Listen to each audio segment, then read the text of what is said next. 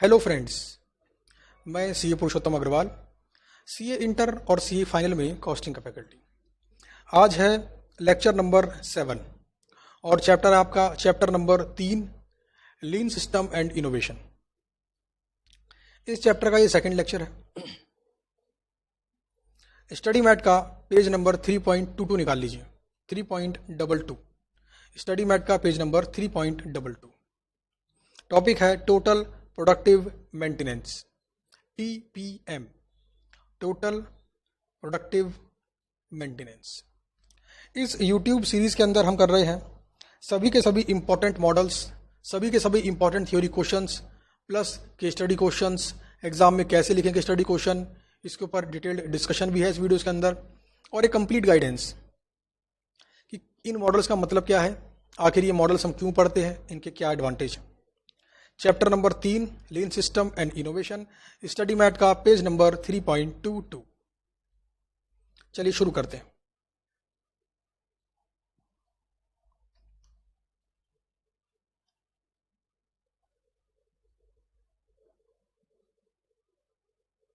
Page number 3.22, total productive maintenance. ये जो topic है ये मशीन की मेंटेनेंस की बात करता है। ये बोलता है कि जो भी इक्विपमेंट किसी कंपनी में इस्तेमाल होते हैं उनको हमेशा टॉप वर्किंग कंडीशन में रखो, ताकि वो कभी खराब ना हो, कभी मैन्युफैक्चरिंग प्रोसेस में डिले ना हो, कभी वर्कर को वेट ना करना पड़े कि मशीन खराब हो गई है। तो इसे बोलते हैं TPM, टोटल प्रोडक्टिव मेंटेनेंस। अच्छा, एक हमने पढ़ा था TQM, टोटल क्वालिटी मैनेजमेंट। तो वो बात करता है कि हर एरिया में, हर फंक्शन में क्वालिटी इंश्योर करो, चाहे प्रोडक्शन हो, चाहे मार्केटिंग हो, चाहे सेल्स हो, कोई भी एरिया हो कंपनी का, हर एरिया के अंदर क्वालिटी को इंश्योर करो। ये कौन बोलता है? Total quality management. और TPM क्या बोलता है? ये बात करता है मशीन से संबंधित, सारे के सारे इक्विपमेंट से संबंधित। इक्विपमेंट के अंदर AC भी आ गया, टूल्स भी आ गए, कंपनी की मशीन्स भी आ गई, यानी वो सारी चीजें जो कंपनी के अंदर इक्विपमेंट्स कहलाई जाती हैं, उन सबको हमेशा टॉप वर्किंग कंडीशन में रखो, ताकि कभी गड़बड़ ना हो, कभी वो मशीनें खराब ना हो। अब जब मशीनें खराब नहीं होंगी तो कभी भी मैन्युफैक्चरिंग डिले नहीं होगा। TPM helps in keeping all equipment in top working condition so as to avoid breakdowns and delay in manufacturing process. Avoid करता है ब्रेकडाउन को, मतलब अकस्मात कोई मशीन खराब हो जाए ऐसा नहीं हो, इस बात को इंश्योर करता है। मैन्युफैक्चरिंग प्रोसेस में डिले नहीं हो, इस बात को इंश्योर करता है। बेसिकली ये बोलता है कि जो भी मशीन एक कंपनी इस्तेमाल करती है, उस कंपनी को उस मशीन की सेहत का ध्यान रखना चाहिए। उसको टाइम टू टाइम क्लीन करवाते रहो, उसकी सर्विसिंग कराते रहो। इंजीनियर को बुलाओ और उसको बोलो, भाई चेक करो इसके नट बोल्ट टाइट हैं, मशीन में कोई दिक्कत तो नहीं, मशीन परफेक्ट है। अगर कोई पार्ट खराब है या खराब होने वाला है, उसको रिप्लेस कर दो। यानी मशीन को हमेशा टॉप वर्किंग कंडीशन में रखो। छोटा सा एग्जांपल, ये कॉन्सेप्ट बोलता है कि अगर आपके घर में कार है तो उस कार को हमेशा टॉप वर्किंग कंडीशन में रखो। उसकी सर्विस टाइम पे कराओ, उसमें ऑयल टाइम पे चेंज करो, उसमें कूलेंट टाइम पे चेंज करो, उसमें फिल्टर टाइम पे चेंज करो, टाइम पर उसकी क्लीनिंग करवाते रहो, आगे जो इंजन होता है उसकी क्लीनिंग करवाते रहो, चेक करवाते रहो, हवा भरवाते रहो। यानी कि उस कार को टॉप वर्किंग कंडीशन में रखो, तो कभी जरूरत पड़ी तो कार अच्छे तरीके से इस्तेमाल कर पाएंगे और मन में कभी भी ऐसा डर नहीं रहेगा कि कार कहीं रास्ते में ही बंद ना हो जाए। यही बात कही TPM के इस कॉन्सेप्ट ने। This concept was first introduced by messrs Nippon Denso company limited as of Japan. तो जापान की ये एक कंपनी है जिसने इस कॉन्सेप्ट को पहली बार इंट्रोड्यूस किया, इस्तेमाल किया। अच्छा, ये कॉन्सेप्ट क्या बोलता है कि मशीन को खराब होने से पहले रेगुलर बेसिस पर ठीक कराते रहो। घर में अगर AC लगा है तो टाइम टू टाइम पानी मारते रहो, उसकी मशीन में से मिट्टी साफ करते रहो। हर 6 महीने में कॉल कर दो सर्विस वाले बंदे को, घर पे सर्विस करके जाएगा। हालांकि इस टाइम पे चल रहा है कोरोना, तो इस टाइम पर ये काम खुद ही कर लो, आप खुद ही साफ कर लो, मत बुलाओ इंजीनियर को, अपनी सेफ्टी इंश्योर कर लो। बट ये क्या बोलता है, अपने सभी इक्विपमेंट को टॉप वर्किंग कंडीशन में रखो। अगर आपने अपनी कंपनीज को अपने एम्प्लॉयज को वर्क फ्रॉम होम दे रखा है तो इंश्योर करो उनका लैपटॉप ठीक काम कर रहा हो। साथ ही में एम्प्लॉयज की जिम्मेदारी भी है कि उस लैपटॉप को प्रॉपर तरीके से रखें, because it is an equipment for the company. Company के लिए वो मशीन है। तो ये है टीपीएम का कॉन्सेप्ट। इस कॉन्सेप्ट से कुछ अननेसेसरी वेस्टेज को कम किया जा सकता है। कई बार ऐसा हो सकता है कि मशीन चलने में टाइम लगा दे। जब एसी काफी पुराना हो जाता है तो कूलिंग करने में काफी समय लगा देता है, आधा घंटा पौना घंटा, वरना एक नया एसी 5 से 10 मिनट के अंदर या मैक्सिमम 15 मिनट के अंदर कूलिंग करना स्टार्ट कर देता है। तो पुराना होने पे क्या हुआ, उसका सेटअप टाइम बढ़ गया। तो लीन सिस्टम क्या बोलता है, इसको वेस्ट बोलता है। इसे कम करो, सिस्टम को लीन करो, फालतू वेस्टेज हटाओ, प्रोडक्टिविटी कम नहीं होनी चाहिए, इस बात को भी इंश्योर करो। तो ये है आपका टीपीएम का कॉन्सेप्ट, टोटल प्रोडक्टिव मेंटेनेंस। इसको लगाने के लिए चार स्टेजेस हैं। सबसे पहला है आपका प्रिपरेशन स्टेज।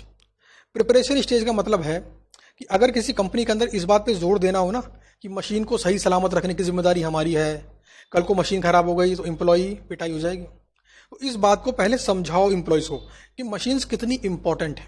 ध्यान देना, एक ह्यूमन बीइंग किसी कंपनी के अंदर कभी मन नहीं करेगा तो काम नहीं करेगा, बट मशीन बटन दबाओ काम चालू, प्रिंटर बटन दबाओ प्रिंटिंग चालू। तो मशीन कभी धोखा नहीं देती, बस एक शर्त है, उनको हमेशा टॉप वर्किंग कंडीशन में रखो। तो पहली चीज क्या बोलती है, प्रिपरेशन स्टेज।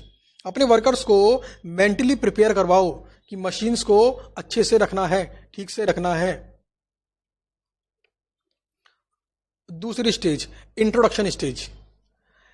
टीपीएम कॉन्सेप्ट के बारे में अपने सभी इंप्लॉयज को बताओ, उनको इसके फायदे बताओ कि मशीन को टाइम टू टाइम रिपेयर करते रहने से, साफ करते रहने से क्या फायदा होता है। जैसे अगर मैं आपकी और हमारी बात करूं तो हम भी एक मशीन है, ह्यूमन मशीन कह सकते हैं हम अपने आप को। योगा, प्राणायाम करना, अच्छी डाइट लेना, है ना, प्रॉपर नींद लेना, प्रॉपर सोना, ये सब क्या है, इस मशीन को टॉप वर्किंग कंडीशन में रखने के कुछ तरीके हैं। अगर नहीं रखेंगे तो नींद आएगी, काम करने का मन नहीं करेगा, अननेसेसरी डिले होंगे हर काम के अंदर। तो इस मशीन को भी ठीक करो। तो स्टेज नंबर होती इंट्रोडक्शन स्टेज, यानी कि सभी को बता दो इसके फायदे। साथ में ध्यान रखना, इसके फायदे आपको ओनर्स को बताने पड़ेंगे, जो कंपनी के शेयर होल्डर्स हैं। क्यों, उनका पैसा लगेगा। वो बोलेंगे एक मशीन चल तो रही है, इस पर क्यों खर्च करें 15,000 रुपए। तो ओनर्स इस बात से सेटिस्फाइड होना चाहिए कि ये जो 15,000 रुपए अभी लग रहे हैं, हालांकि अभी एक्स्ट्रा खर्चा है, बट इसका एडवांटेज मिलेगा। कंपनी चलते हुए बंद नहीं होगी, मशीन चलते हुए बंद नहीं हो जाएगी। तो ओनर्स को इसके एडवांटेज पता होने चाहिए, तभी तो वो 15,000 रुपए का चेक काटेगा। वरना वो क्या बोलेगा, अरे शर्मा जी क्यों खर्चा करवा रहे हो, मशीन चल तो रही है यार, खराब हुई तो देखेंगे, कहाँ खराब हुई है, चल तो रही है, जब होगी तब देखेंगे ना। ये वाला एटीट्यूड ना हो, इसीलिए टीपीएम के एडवांटेज सबको बताओ, उनको भी जिनको इंप्लीमेंट कर रहा है और उनको भी जिनको इसके लिए खर्च करना है। तो ये था stage number 2, introduction stage. Stage number 3 है आपकी इंप्लीमेंटेशन स्टेज। अच्छा, इंप्लीमेंटेशन मतलब क्या है, यहां पर अब एक्चुअल में टीपीएम को कंपनी में इंप्लीमेंट करेंगे। अच्छा, कंपनी में इंप्लीमेंट करने के लिए 8 काम करने पड़ेंगे। 8 काम, 1 2 3 4 5 6 7 8 काम करने पड़ेंगे, तब हम मानेंगे हाँ टीपीएम को पूरी तरीके से इंप्लीमेंट कर दिया। अच्छा, इन 8 कामों को 8 पिलर्स भी कहते हैं। एग्जाम के पॉइंट ऑफ व्यू से बड़ा इंपॉर्टेंट है ये 8 पिलर्स। जब एक घर बनाते हैं तो घर में पिलर खड़े करते हैं ना, जिनके दम पर घर खड़ा होता है। अगर आप ध्यान दो तो जो 20 मंजिला इमारत होती है, जो 25 मंजिला इमारत होती है, भाई साहब वो सिर्फ और सिर्फ पिलर्स पे टिकी होती है। पिलर्स जितने मजबूत, बिल्डिंग उतनी मजबूत। चाहे 10 मंजिला हो, चाहे 15 मंजिला और चाहे 20 मंजिला। तो टीपीएम को भी अगर इंप्लीमेंट करना है तो इसके 8 पिलर मजबूत होने चाहिए। इसकी 8 एक्टिविटी पूरी करनी पड़ेगी, 8 काम पूरे करने पड़ेंगे। वो 8 काम कौन से होंगे अभी आगे पढ़ेंगे। अब स्टेज नंबर 4, इसको इंप्लीमेंट कर दो, और इंप्लीमेंट करने के बाद अगर एडवांटेज हो तो एम्प्लॉय को रिवॉर्ड दो, एम्प्लॉय को सम्मानित करो। Stage number 4, institutionalisation stage, stage number 4। तो कुल मिलाकर यहां पर 4 स्टेज हैं।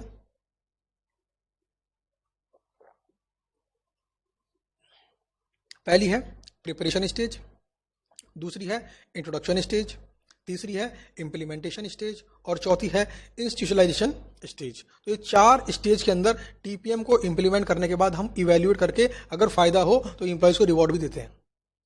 अच्छा जी, वो कौन से 8 पिलर्स हैं? तो ये राजी चित्र 1 2 3 4 5 6 7 8। आपको लगता ना कि ऊपर ये बिल्डिंग है, ये पूरी क्या है? बिल्डिंग। और बिल्डिंग को अच्छे से खड़ी रहे इस बात को इंश्योर करने के लिए नीचे क्या दिए गए हैं? 8 पिलर्स। क्या दिए गए हैं? 8 पिलर्स, जिनके बेस पर ये बिल्डिंग खड़ी है। तो 8 काम करने पड़ेंगे। अब ध्यान देना जरा, ये रहा फाउंडेशन एंड पिलर। अच्छा, फाउंडेशन क्या है? 5S। 5S के बारे में हमने अपनी पिछली वीडियो में पढ़ा था। अपने वर्क स्पेस को इस प्रकार से ऑर्गेनाइज करो कि हर फाइल आराम से मिले, रॉ मटेरियल आराम से मिले, ढूंढना ना पड़े अरे यार रॉ मटेरियल ए कहाँ रखा है, मिल ही नहीं रहा, जबकि कंप्यूटर बता रहा है कि रॉ मटेरियल ए है। आप कल्पना करो एक ऐसे दुकानदार की जिसका ग्राहक उससे मांगता है एक पर्टिकुलर पेन, वो पेन उसकी दुकान में अवेलेबल है, ये उसका कंप्यूटर बता रहा है कि हाँ ये पेन आया था और अभी स्टॉक के रूप में अवेलेबल है, बट प्रॉब्लम की बात पेन मिल नहीं रहा। कितनी खतरनाक बात है। मतलब आता हुआ प्रॉफिट हाथ से चला जाए, इससे खराब चीज नहीं है कोई एक पर्टिकुलर बिजनेस के लिए। बिजनेस का पर्पज ही क्या है? प्रॉफिट कमाना। कस्टमर शॉप पे खड़ा था, प्रॉफिट कमाने के लिए बोल रहा था, लेकिन टाइम पर प्रोडक्ट ही नहीं मिला। आपका पर्पस क्या एग्जाम के अंदर? अच्छे मार्क्स लाना। अगर एग्जाम हॉल में पेन चलना बंद हो जाए तब क्वेश्चन का आंसर आता है, पेन नहीं चल रहा। इससे खतरनाक और भयंकर सिचुएशन कोई हो ही नहीं सकती। तो 8 पिलर्स को खड़ा करने से पहले फाउंडेशन तैयार करेंगे, और फाउंडेशन क्या है? वर्क स्पेस को प्रॉपरली मैनेज करो। पहले प्रॉपरली अरेंज करो वर्क स्पेस को। यहां मशीन रखी होगी, यहां पे रॉ मटेरियल, तो प्रॉपरली अरेंज करो। अरेंज करोगे प्रॉपरली तो उसके बाद टीपीएम इंप्लीमेंट कर दो, फायदा होगा। तो देखो बहुत सारे पिलर हैं, पिलर 1 2 3 4 5 6 8। पिलर नंबर 1 है आपका ऑटोनोमस मेंटेनेंस। इसका मतलब होता है रिपेयर बिफोर ब्रेकडाउन। मशीन खराब हो उससे पहले ही आप उसको रिपेयर कर दो। यानी मशीन के खराब होने का वेट मत करो कि मशीन खराब होगी तब रिपेयर करेंगे, it is a wrong technique. Pillar number 2 focused improvement, और ब्रैकेट में क्या लिखा है? काइजन। काइजन क्या है भाई? Japanese word. Small small improvement, छोटे छोटे से इंप्रूवमेंट हौले हौले करते जाओ और एक दिन बड़ा इंपैक्ट इसका आपको अपने प्रॉफिट पर दिखेगा। Pillar number 3 plant maintenance. Maintenance कब करवाना है उसकी डेट डिसाइड करो। किस दिन कंपनी से इंजीनियर को फोन करना है कि आज एसी को साफ करके जाना है, it is called plant maintenance. फिर उसके बाद है pillar number 4 early management, reduced time for equipment development. कुछ कंपनियां अपने आप से कुछ मशीन्स को बनाती हैं अपने लिए, तो उनको बनाने में उन्हें कम समय लगे, सिस्टम को डेवलप करने में कम समय लगे, इसे बोलते हैं अर्ली मैनेजमेंट, पिलर नंबर 4। फिर उसके बाद अगला पिलर है क्वालिटी मेंटेनेंस। भाई क्वालिटी यानी क्वालिटी किसके लिए? कस्टमर के लिए। कस्टमर खुश, सब कोई खुश, ओनर्स को प्रॉफिट मिलेगा, इंप्लॉय को सैलरी मिलेगी, गवर्नमेंट को टैक्स मिलेगा, everybody is happy if customer is happy. Quality maintenance, ensure करो कि उनका सेटिस्फैक्शन बढ़े। Pillar number 6 education and training.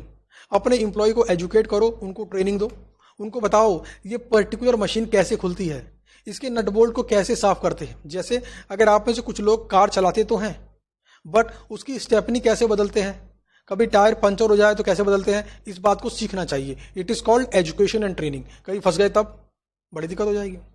अच्छा, तो ये इंप्लॉयज को ट्रेनिंग भी दो, एजुकेशन भी दो, उनको समझाओ कैसे मशीन को खोलना है, कैसे उसको साफ करना है।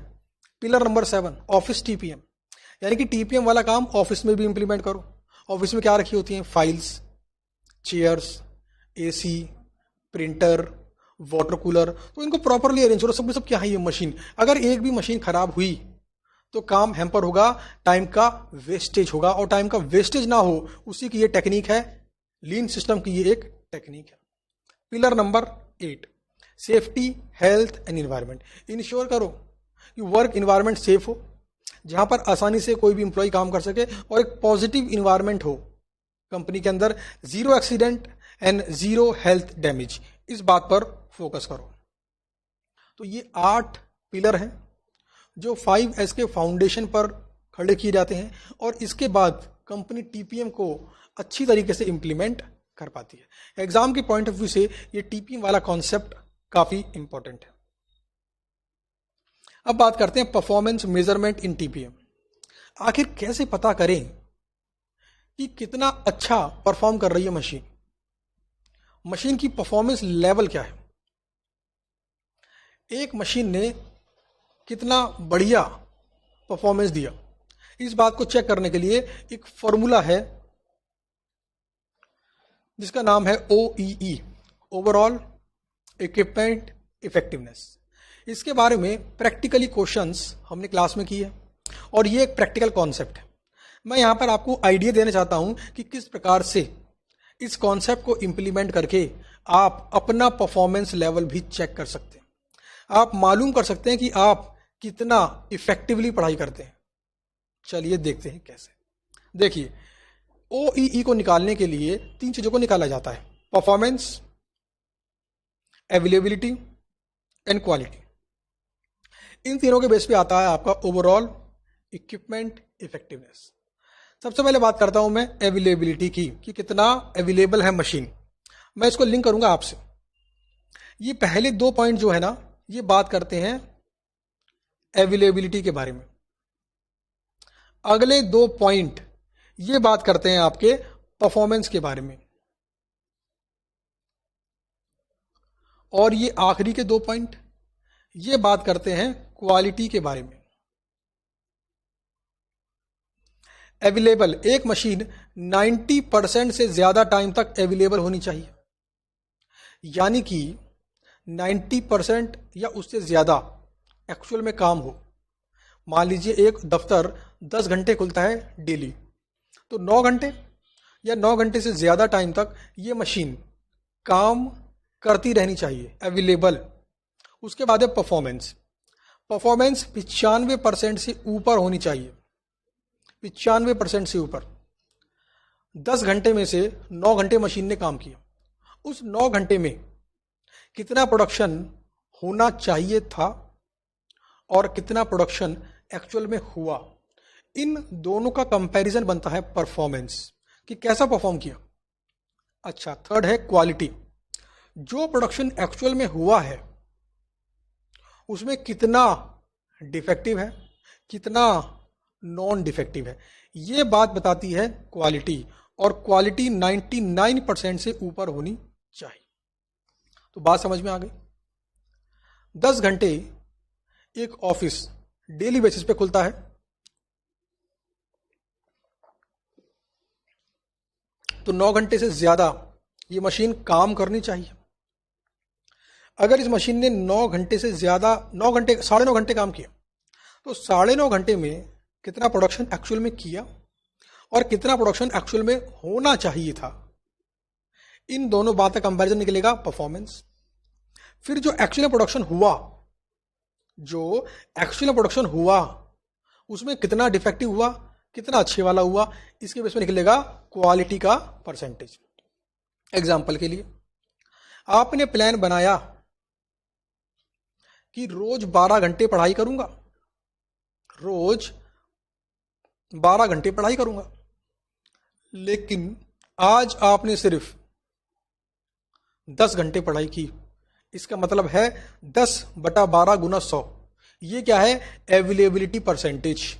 10 डिवाइड बाई 12 मल्टीप्लाइड बाई 100, तो ये है आपका अवेलेबिलिटी परसेंटेज।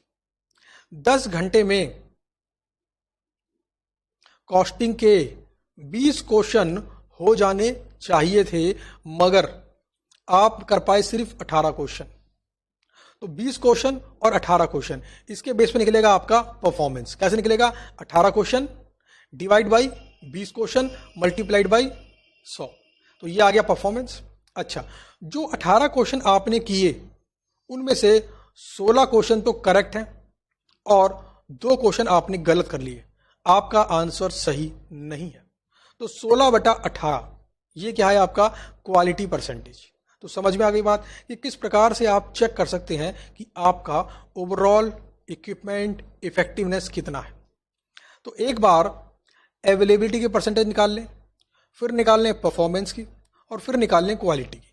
जब इन तीनों को परसेंटेज को आपस में आप मल्टीप्लाई कर लेंगे तो आ जाता है ओवरऑल इक्विपमेंट इफेक्टिवनेस।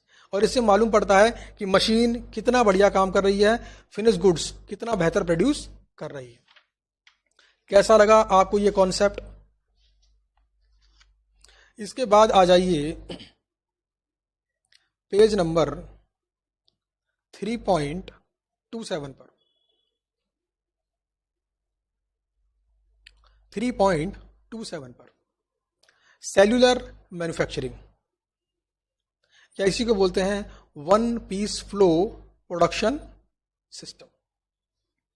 इस कॉन्सेप्ट का मेन फोकस इस बात पर है कि जब प्रोडक्शन कर रहे हैं तो उसका फ्लो सिंगल होना चाहिए, वन पीस फ्लो। यानी कि प्रोडक्शन करने का जो सीक्वेंस है, मटेरियल का आना, लेबर का उसको लेना, प्रोडक्शन करना, तो it is a single flow of production. तो one piece flow production system बोलता है कि मल्टीपल फ्लो इन प्रोडक्शन नहीं होने चाहिए, सीक्वेंस होना चाहिए प्रोडक्शन का सेल्यूलर फॉर्म में। बेसिकली ये बात करता है मशीन्स को, मटेरियल को, मैन को प्रॉपरली ऑर्गेनाइज तरीके से एक जगह फिट करने में। एग्जांपल के लिए ये बना दिया मैंने एक सर्कल सेल्यूलर। तो यहां पे रखा है रॉ मटेरियल, यहां पे रखी है मशीन 1, उसके बाद यहां पे रखी है मशीन 2, फिर यहां पे रखी है मशीन 3। तो ये इस प्रकार से बोलता है कि मशीन 1, 2 और 3 प्लस रॉ मटेरियल इस प्रकार से रखा हो कि यहां पर कोई व्यक्ति अगर बैठा है तो वो सुपरवाइज कर सके पूरे के पूरे प्रोडक्शन फ्लो को एक ही बार में, प्लस जो वर्कर काम कर रहा है उसका मूविंग टाइम कम से कम हो, उसका मूविंग टाइम कम से कम हो। यानी कि इसको मैं अगर आप पे इंप्लीमेंट करूं, आपके स्टडी रूम, जो आपका स्टडी रूम है, ज्यादा बड़ा भी नहीं होना चाहिए, स्टडी रूम भी छोटा सा होना चाहिए, स्टडी रूम जैसा। तो छोटे से स्टडी रूम के अंदर जब आप पढ़ाई कर रहे हो तो आपकी बुक्स जो पढ़ रहे हो इस प्रकार से अरेंज होनी चाहिए कि आप फटाफट से ले सको। जैसे मैं बताता हूँ, जैसे मान लो मैं स्टूडेंट हूँ, यहाँ पे रखिए कॉस्टिंग की बुक, यहाँ पे कॉस्टिंग का कॉन्सेप्ट रजिस्टर, यहाँ पे पानी की बोतल, यहाँ पे कैलकुलेटर, पेन, है ना, और किसी को बुलाना तो बेल यहाँ पे रखिए। तो ये क्या है, वन फ्लो, यानी किसी भी काम को करना हो तो फट से मैं ले सकता हूँ। तो कहीं पर भी मेरा वेटिंग टाइम नहीं है, फट से उठा लूंगा। तो वेटिंग टाइम को रिड्यूस करता है सिस्टम। तो ये भी लीन सिस्टम का, लीन टेक्निक का एक ही पार्ट है। तो उम्मीद करता हूं आपको समझ में आ गया होगा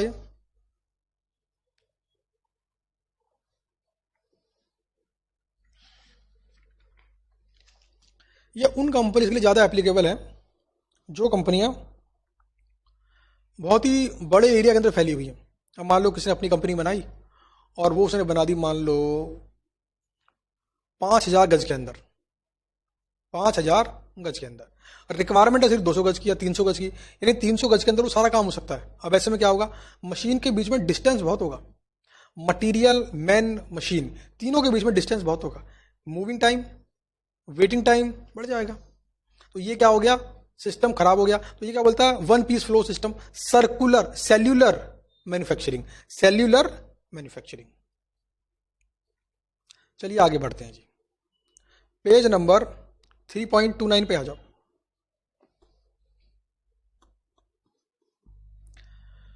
पेज नंबर 3.29, 6 सिग्मा अप्रोच। सबसे पहले एक नाम बताता हूं मैं आपको, मिस्टर बिल स्मिथ। इस नाम को पहले अपने मन में रजिस्टर होने दें। यह नाम हिंदुस्तानी नहीं है, यह नाम नॉन हिंदुस्तानी है, मिस्टर बिल स्मिथ। ये वो व्यक्ति हैं जिन्होंने 6 सिग्मा अप्रोच को डेवलप किया।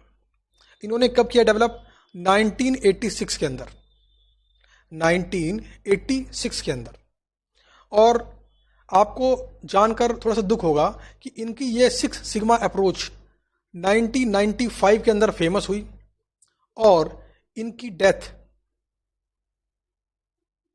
1993 में हो गई।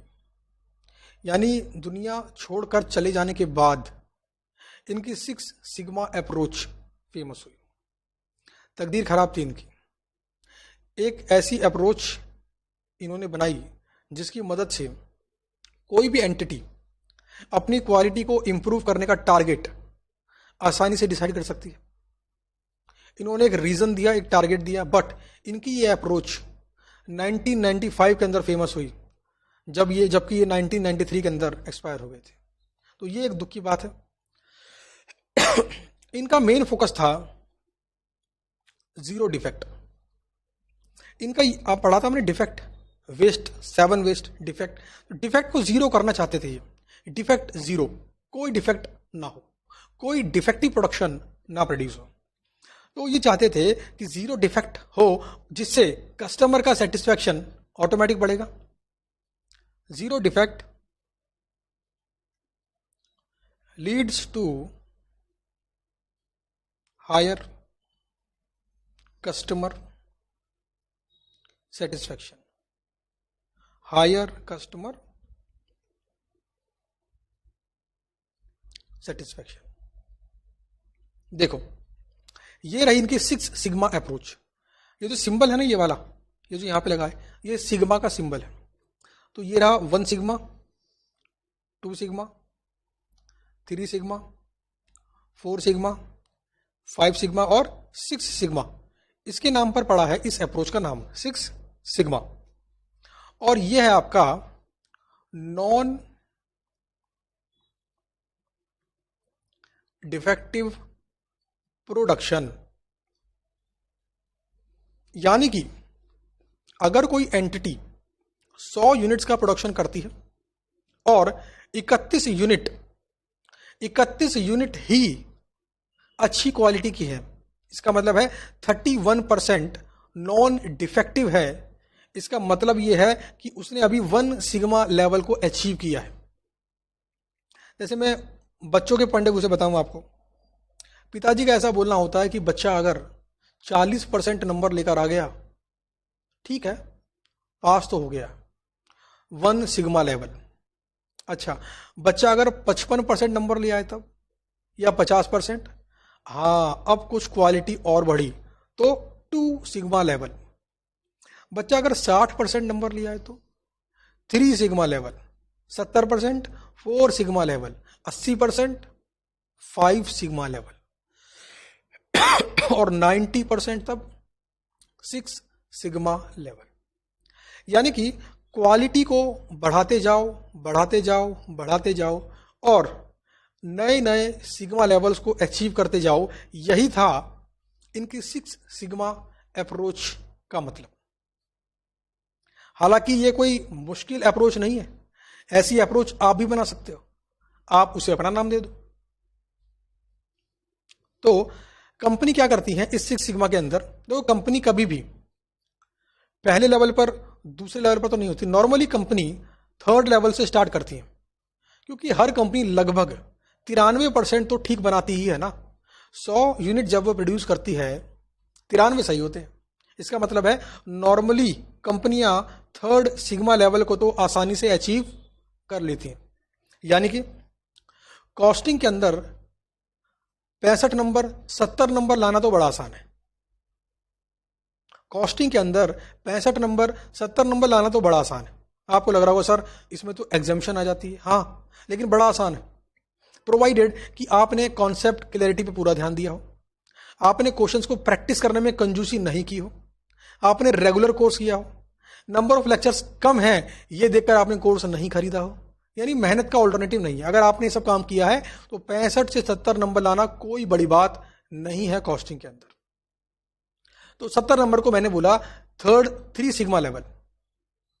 अच्छा, 80 नंबर ले आए तो 4 सिग्मा लेवल, 90 नंबर ले आए तो 5 सिग्मा लेवल, और अगर 95 से ऊपर ले आए तो 6 सिग्मा लेवल। समझ रहे हैं? 6 सिग्मा लेवल। मेरा एक स्टूडेंट था, उसका नाम था आयुष राठी, उसके 97 नंबर आए थे कॉस्टिंग के अंदर, 97। तो सोचो 6 सिग्मा लेवल को उसने अचीव कर लिया। यानी कि 100 नंबर में से 97 नंबर वो लेके आया, तो सिग्मा लेवल को अचीव कर लिया। ऐसे ही कंपनीज के अंदर टारगेट मिलता है एम्प्लॉयज को, और वो टारगेट मिलता है सिग्मा लेवल्स के हिसाब से। तो देखो ध्यान देना जरा, इन्होंने लिखा भी है, अगर कोई कंपनी सिर्फ 31% ही ठीक बना पा रही है तो वो लॉस कमा रही है, क्योंकि 31% ठीक है, इसका मतलब है 69% डिफेक्टिव प्रोडक्शन है। अब सोचो 100 नंबर का पेपर दिया, 31 नंबर का ठीक है, क्या होगा? लॉस। दूसरा लेवल 69% ठीक बनाया, 31% अभी भी डिफेक्टिव है। पोजीशन ठीक ठाक है, बट ये क्या है? Non competitive. अभी आप अपने कॉम्पिटिटर से 1 to 1 नहीं कर सकते, अभी आप अपने कॉम्पिटिटर के मुकाबले अच्छे नहीं हो। Third sigma level 93.3% good quality product, सिर्फ 6.7% है आपका डिफेक्टिव। इसका मतलब क्या है कि अब आपकी परफॉर्मेंस एवरेज है। अब इससे ऊपर गए तब अबव एवरेज। 99.38 को ये बोल रहा है अबव एवरेज, 99.97 को ये बोलता है बिलो मैक्सिमम प्रोडक्टिविटी। यानी अगर 8 घंटे पढ़ाई करी तो भाई साहब 8 घंटे का आउटपुट आया, 1 मिनट वेस्ट नहीं किया स्टूडेंट ने, वाह! ऐसे स्टूडेंट को सलाम। 16 घंटे पढ़कर अगर आउटपुट सिर्फ 8 घंटे का ला रहे हो तो क्या फायदा? 8 घंटे पढ़कर 8 घंटे का आउटपुट ले आओ, बाकी 8 घंटा आराम ही कर लो, समझे? और उसके बाद देखो आखिरी लेवल 99.99966, नियर परफेक्शन। अब ये परफेक्ट हुआ। तो मिस्टर बिल स्मिथ ने 6 अलग अलग सिग्मा लेवल दिए, जिनके बेस पर कंपनीज अपना टारगेट बनाती हैं कि कौन सा सिग्मा लेवल अचीव हुआ, और ये टारगेट एम्प्लॉयज को दिए जाते हैं। तो समझ में आई आपको बात? तो एग्जाम के अंदर अगर 6 सिग्मा के ऊपर क्वेश्चन आता है तो आपको ये टेबल का कोई भी एक परसेंटेज, देखो या तो ये याद कर लो या फिर ये याद कर लो, क्योंकि इन दोनों को जोड़ोगे तो हमेशा आएगा 100%। 69 प्लस 31 100, 31 प्लस 69 100, 6.7 प्लस 93.3 100। तो ये सब क्या आने वाला है? 100%। तो ये थी आपकी 6 सिग्मा अप्रोच। कैसी लगी? समझ में आई क्या? अगर आई है तो नीचे कमेंट करो, मुझे बताओ कि सर मजा आ गया है।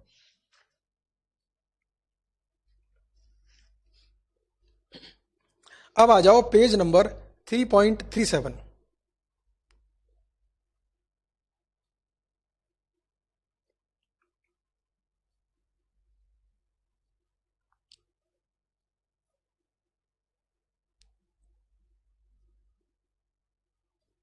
थ्री पॉइंट थ्री सेवन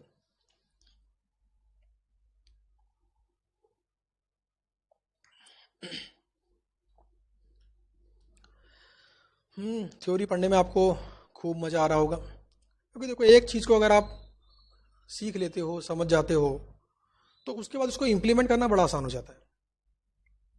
अगर कोई चीज़ आप नहीं समझ पाए तो उसको इम्प्लीमेंट नहीं कर सकते, वो फिर आपको याद करनी पड़ेगी। और याद करने की प्रॉब्लम क्या है कि याद करने में इंसान भूल सकता है, लेकिन अगर एक चीज़ अगर आप समझ गए, आपको फील हो गया कि हाँ इसका मतलब तो यार ये है और बिल्कुल सही मतलब है, उसका एडवांटेज आपको फील हो गया, तो वो चीज़ आप कभी नहीं भूलोगे। और तो ये जो थ्योरीज हैं इनको प्रैक्टिकल एग्जाम्पल की मदद से, केस स्टडीज़ की मदद से, इतनी सिंपल लैंग्वेज के अंदर मैं आपके सामने प्रस्तुत कर रहा हूँ कि आपको ये चीज़ें फील होनी चाहिए कि यार ये तो बड़ा ही सिंपल था। जैसे 6 sigma approach, mister bill Smith 1995 में फेमस हुई और 1993 में एक्सपायर हो गए। सोचो कितनी खराब तकदीर है, ऐसी तकदीर भगवान किसी को ना दे। अब आप सोच रहे हो सर अप्रोच में उतना दम तो है ही नहीं। हाँ ठीक है, नहीं है, आप भी लिख दो 2-3 अप्रोचेज ऐसी, कोई दिक्कत नहीं। आप लिखो तो सही, ऑब्जर्व तो करो, देखो तो सही मार्केट के अंदर बिजनेसेस क्या कर रहे हैं, कोई भी तरीका जिससे आप प्रॉब्लम्स को सॉल्व कर सकते हो, लिख दो। इंडिया में लाओ ये वाला कल्चर कि लोग शेयर कर रहे हैं अपनी जानकारियां, अपनी इंफॉर्मेशंस, अपनी सीख, लाओ तो सही। ऐसा कल्चर अगर इंडिया में आ गया तो इंडिया बहुत आगे चला जाएगा, बहुत आगे। और देखो कोई भी कंपनी जब सफल होती है ना तो बहुत सारे रीजन होते हैं, तो ऐसी कंपनीज को पढ़ना समझना बड़ा अच्छा लगता है। लेकिन ध्यान देना, सफलता सिर्फ उसी चीज में नहीं है जो सफल हो गई, सफलता है गलतियों को ना करने में, ऑब्जर्वेशन के अंदर। कोई गलती कर रहा है, उसको ऑब्जर्व करो, क्या गलती कर रहा है, क्या नुकसान हुआ इसको, जो नुकसान उसको हुआ है वो नुकसान आपको ना हो, ऐसा कुछ करो ना, तब कहते हैं समझदार व्यक्ति। चीजों को पहले ऑब्जर्व करो, और जब अंदर से आप सेटिस्फाइड हो, अंदर से आपको लग रहा है कि हाँ इस काम को ऐसे करना चाहिए, कर डालो। फिर किससे पूछना, आप काम करो। अगला टॉपिक है प्रोसेस इनोवेशन। प्रोसेस इनोवेशन, इस चैप्टर का नाम क्या था, lean system and innovation. Lean system की बात तो हो गई, उसकी टेक्निक्स की बात भी हो गई। अब बात करते हैं इनोवेशन की। इनोवेशन मतलब क्या होता है, कुछ नया। आओ कुछ नया सीखें आज, समथिंग न्यू। आओ कुछ नया करें, आओ आज केस स्टडी का एक नया क्वेश्चन करें। जरा हम भी तो देखें पढ़कर केस स्टडी का क्वेश्चन, उसी डीप लेवल से जिस डीप लेवल से सर पढ़ते हैं। जब सर क्वेश्चन को पढ़ते हैं तो आधा आंसर मेरे माइंड में आ जाता है, लेकिन जब मैं पढ़ता हूं तो नहीं आता। ऐसा क्यों? तो आओ केस स्टडी का एक नया क्वेश्चन हम पढ़ते हैं। अब आप सोच रहे होंगे सर क्वेश्चन कहां से मिलेंगे मेरे को, तो कुछ ही समय के बाद, कुछ ही समय के अंदर हम शायद मार्केट में एक बुक लॉन्च करें केस स्टडी के ऊपर, सिर्फ और सिर्फ केस स्टडी के क्वेश्चंस के ऊपर। उस बुक के अंदर 150 से ज्यादा क्वेश्चन है, सिर्फ और सिर्फ केस स्टडी के, सारे क्वेश्चन। उसमें स्टडी मैट के भी क्वेश्चन है, उसके अंदर ACCA international chartered accountancy course के कॉस्टिंग सब्जेक्ट में आने वाले केस स्टडी के भी क्वेश्चन है। तो उसके अंदर अलग अलग राइटर्स, जो इंटरनेशनल राइटर्स हैं, जिनको मैंने पढ़ा और मुझे अच्छा लगा, यार ये केस स्टडी क्वेश्चन बहुत बढ़िया है यार, इसे बुक में डालो, तो वो केस स्टडी क्वेश्चन बुक में मिलेगा आपको। तो 150 से ज्यादा सिर्फ और सिर्फ केस स्टडी के questions along with solutions, solution भी है उसके अंदर, अलोंग विद सॉल्यूशंस आपको ऐसी बुक मार्केट में लॉन्च करेंगे। उस बुक को आप लेना और सोचना कि आओ एक नया क्वेश्चन आज मैं खुद सोचता हूं, खुद गहराई से पढ़ता हूं। खूब टाइम लगाना, केस स्टडी का एक क्वेश्चन लेना, भले ही 1 पेज का हो, 1.5 पेज का हो या 2 पेज का हो, और तबीयत से बिल्कुल मन लगाकर हर एक लाइन को पढ़ना, गहराई में सोचना इसका मतलब क्या है। उसके बाद सोचना स्टडी मैट के अंदर कौन सा वाला कॉन्सेप्ट है, वो कौन सा वाला मॉडल है जो इस प्रकार की प्रॉब्लम को सॉल्व करने में आपकी मदद कर सकता है। अगर मॉडल संबंधित केस स्टडी क्वेश्चन होगा तो आपको याद आ जाएगा, और अगर नहीं है तब इसका मतलब है ये owner mind set based case study question है। Owner mind set based case study question, वो क्वेश्चन केस स्टडी का जिसको सॉल्व करने के लिए आपको किसी किताबी ज्ञान की नहीं, अपनी ऑब्जर्वेशन, अपनी बुद्धि की जरूरत है। मान लीजिए एक एम्प्लॉई, एक सबऑर्डिनेट एम्प्लॉई अपने सीनियर एम्प्लॉय की बात नहीं मानता। जब भी सीनियर एम्प्लॉय कोई इंस्ट्रक्शन देता है वो काम ही नहीं करता, सबऑर्डिनेट एम्प्लॉय टालता रहता है, नहीं करता काम टाइम पर, नहीं करता काम टाइम। अब बताओ, ये भी तो एक प्रॉब्लम है। इससे दिक्कत क्या हो रही है, वो सीनियर एम्प्लॉय फ्रस्ट्रेट हो रहा है, उसको टॉप मैनेजमेंट से बार बार डांट पड़ती है कि आपने फलाना काम क्यों नहीं किया, उसकी एफिशिएंसी यहां पर कम हो रही है। और क्योंकि उसका सबऑर्डिनेट एम्प्लॉय उसके ऑर्डर्स को एक्सेप्ट नहीं करता तो उसको भी अच्छा नहीं लगता कि यार इसे कोई भी काम दो, ये करता तो है नहीं, क्या करूं फिर। आप बताओ, ये जो प्रॉब्लम है ये owner mindset based case study problem है। अगर इसका सॉल्यूशन अभी दूंगा वीडियो के अंदर में, लेकिन अगर आप में हिम्मत है और दिल आपका अंदर से बोलता है कि सर आपसे आंसर सुने बिना मैं खुद सोचूंगा, पहले मैं खुद सोचूंगा सर इसका समाधान, तो वीडियो को यहीं पे पॉज करो और पहले नीचे कमेंट सेक्शन में कमेंट करो। आपके कमेंट को मैं पढ़ूंगा, मेरी टीम पढ़ेगी, हमें मालूम तो पड़े कि क्या आपका वो थिंकिंग लेवल बढ़ रहा है। वीडियो को यहीं पॉज करो, नीचे कमेंट करो कि सर ये काम करके ऐसा कर सकते हैं कि दिक्कत खत्म हो जाए। करो जरा कमेंट, बताओ जरा 3-4 सजेशन, 2 बता दो कि सर ये 2 तरीके हैं जिससे ये प्रॉब्लम घट सकती है। बताओ, वीडियो को नीचे पॉज करो पहले और नीचे कमेंट करके बताओ, तब मुझे पता पड़ेगा कि वाकई में ही ये जो टाइम एंड एफर्ट मैं दे रहा हूं, यूट्यूब पर जो वीडियोस बना बना के डाल रहा हूं, मैं उन स्टूडेंट्स की हेल्प करना चाहता हूं जो सेल्फ स्टडी कर रहे हैं, जिनके पास पैसे की तंगी है, जिनके पास प्रॉब्लम्स है फाइनेंशियल, उनको मदद मिले, डायरेक्शन मिले, और वो घबराए नहीं केस स्टडी से। केस स्टडी कुछ भी नहीं है। करो वीडियो को पॉज, नीचे कमेंट करो। अब सुनो इसका आंसर। पहले तो ये बता दूं कि ये जो रियल लाइफ प्रॉब्लम है, अभी आपसे बात करते करते मेरे मन में आई है। देखो इसका सॉल्यूशन क्या हो सकता है। इसका सॉल्यूशन एक तो ये है डर वाला सॉल्यूशन। आप सबऑर्डिनेट एम्प्लॉय को बोल दो कि अगर आपने अपने सीनियर एम्प्लॉय के इंस्ट्रक्शंस को फॉलो नहीं किया तो आपका सीनियर ऑफिसर आपको आपकी जॉब से टर्मिनेट कर सकता है। He has right to terminate you. अपने सबऑर्डिनेट एम्प्लॉयज को बता दो। बताओ भाई क्या होगा। एम्प्लॉय डरेगा, अब बोलेगा भैया इसके ऑर्डर नहीं माने ये तो नौकरी से निकाल देगा। तरीका नंबर 1 था ये, डरा कर काम कराओ। दूसरा क्या है, पुचकार कर काम कराओ, प्यार से काम कराओ। सीनियर ऑफिसर जब भी उसे कोई काम दे, काम देने के साथ साथ उसको एक अप्रेजल भी दे, उसको एक किन्हीं बातों के लिए प्रेज करे। कोई काम उसने अगर अच्छा किया हो पहले कभी तो उसके लिए उसकी तारीफ करे। और इस बात को नोट करे कि जब वो उसकी तारीफ कर रहा हो बाकी इंप्लॉयज भी देखें इस बात को, ताकि उस सबऑर्डिनेट एम्प्लॉय को अच्छा लगे। और ये जो फील गुड फैक्टर है ना, बहुत ही अच्छा है, इसमें बहुत दम है।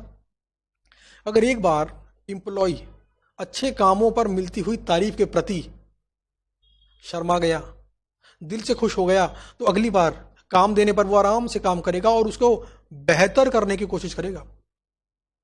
वो सिर्फ काम ही नहीं करेगा, काम को बेहतर करने की कोशिश करेगा। तीसरी बात, तीसरा सजेशन मेरे दिमाग में आता है, चेक करो यार वो काम क्यों नहीं कर पाता। क्या उसे काम करना नहीं आता, या फिर वो काम करना नहीं चाहता। अगर उसे काम करना नहीं आता इसका मतलब है ट्रेनिंग देनी पड़ेगी उसको। वो काम करना जानता ही नहीं है।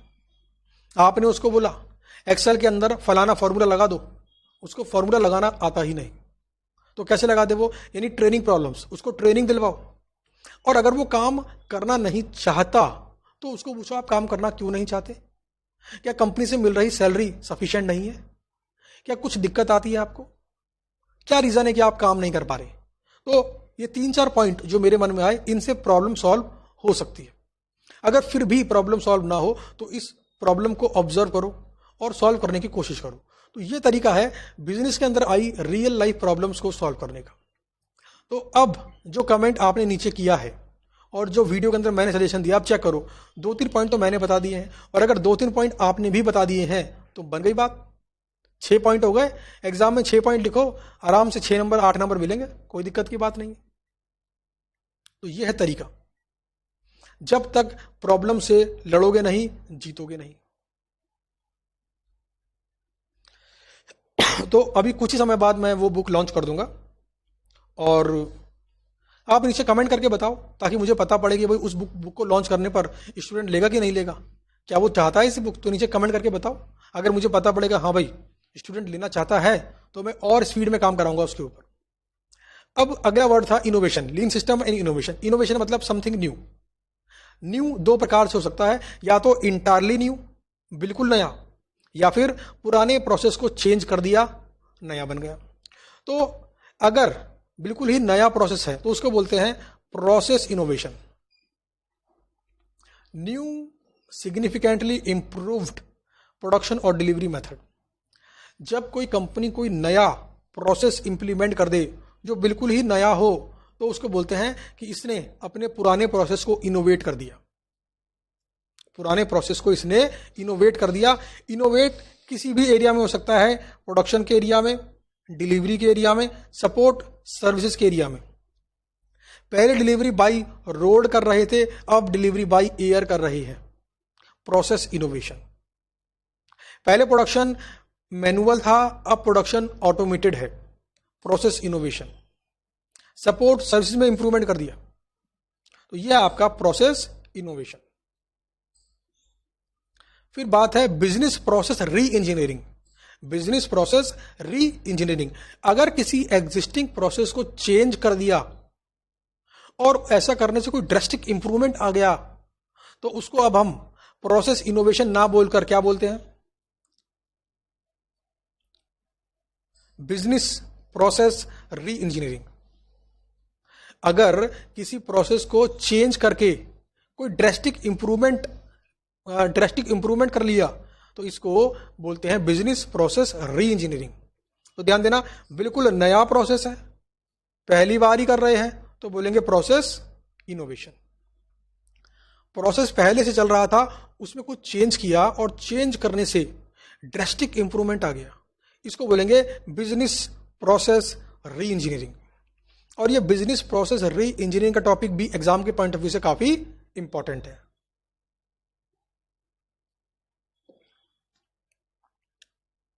जैसे सोने से पहले कॉस्टिंग के इन मॉडल्स पर एक सरसरी नजर मारना। अगर आप ऐसा पहली बार कर रहे हैं तो it is a process innovation. पहली बार, जैसे मैं आपको बता दूं, मान लीजिए आज हमने पढ़े 4 मॉडल। चारों मॉडल में आपको क्या बात समझ में आई, बहुत ही संक्षिप्त में, शॉर्ट में एक पेपर के ऊपर लिख लो, A4 के सिंपल पेपर के ऊपर लिख लो। वो 4 मॉडल हमने आज सीखे अपनी लैंग्वेज के अंदर, 1 लाइन या मैक्सिमम 2 लाइन उस पेपर पे लिख लो। उस पेपर को फोल्ड करके अपनी पॉकेट में रख लो, अपनी जेब में, पर्स में रख लो। जब भी आपको डर लगे, जब भी मन बोले कॉस्टिंग से डर लग रहा है, तुरंत अपने पर्स से उस पेज को निकालो और जो आपने लिखा उसे एक बार पढ़ लो। It is a entirely new process, it is called process innovation. और इससे जो इंप्रूवमेंट आपके कॉन्फिडेंस में होगा, उसकी बराबरी कोई और नहीं कर सकता है, समझ में आई बात? जैसे, तो ये एक तरीका था जिससे आप सिग्निफिकेंटली इंप्रूव कर सकते हो। अब बात करते हैं बिजनेस प्रोसेस री इंजीनियरिंग। इसके अंदर 4 बातें हैं। सबसे पहली बात, अगर बिजनेस प्रोसेस री इंजीनियरिंग करनी है, अपने किसी तरीके को अमेंड करना है जिससे ड्रेस्टिक इंप्रूवमेंट मिले, तो क्या करें? जैसे एग्जांपल के लिए, कुछ स्टूडेंट ऐसे हैं जो एक दिन में 4 सब्जेक्ट पढ़ते हैं।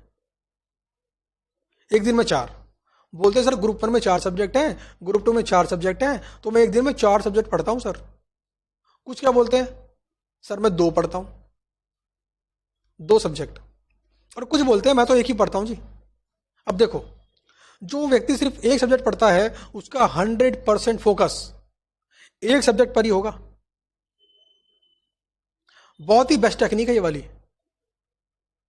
बट ध्यान देना, अगर दिन में 12 घंटे पढ़ाई करते हो तो 8 घंटे पढ़ो 1 सब्जेक्ट, और बाकी के 4 घंटे जो सब्जेक्ट आप पढ़ चुके हो उनको रिवाइज करो। टाइम वेस्ट नहीं करना, उनको रिवाइज करो। जब आप अपना हल्का सा इस प्रोसेस में अमेंडमेंट करते हो, आपको ड्रेस्टिक इंप्रूवमेंट मिलने वाला है, ड्रेस्टिक बेनिफिट होने वाला है, धमाकेदार बेनिफिट। आपके मुंह से निकलेगी, वाह मजा ही आ गया। अगर केस स्टडी से डर लगता है, मॉडल से डर लगता है, तो जितनी भी वीडियोस मैंने यूट्यूब में डाली हैं, जहां पर मैं CA final, strategy, cost management की के इंपॉर्टेंट कॉन्सेप्ट, इंपॉर्टेंट मॉडल्स की बात कर रहा हूं, एक बार जरा उनकी स्पीड को बढ़ाकर, यूट्यूब में ऑप्शन होता है 1.25, 1.52, स्पीड को बढ़ाकर फटाफट सुन के देखो जरा एक बार। 100% फोकस डाल दो इसी के ऊपर। सारे के सारे मॉडल्स 4 दिन 5 दिन में बहुत आराम से, बहुत ही ज्यादा आराम से रिवाइज कर पाना पॉसिबल है। तो पहला पॉइंट क्या बोलता है, अगर बीपीआर करना है, तो बिजनेस प्रोसेस री इंजीनियरिंग करना है, तो पहला पॉइंट क्या बोलता है? पहला पॉइंट बोलता है फंडामेंटल रीथिंकिंग।